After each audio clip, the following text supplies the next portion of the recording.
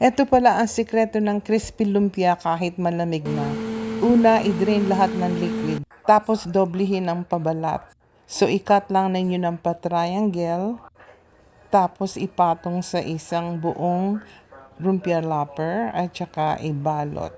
Kailangan pagbalot nyo ay siksik. Yan, gawa ulit tayo. Cut natin ng pa-triangle. Tapos, ipatong natin sa isang buo. Tapos, ilagay natin yung gulay at i-push natin. I-fold natin yung magkabila at pag pinroll natin, kailangan siksik yan para hindi pumasok yung mantika. So, ayan, nabalot ko na at nagprito na ako. So, ayan, after 2 hours, kinain ko, sinubukan ko kung crispy pa rin. Oh, ayan. So, ayan, malutong pa rin at yung balat hindi lutay-lutay.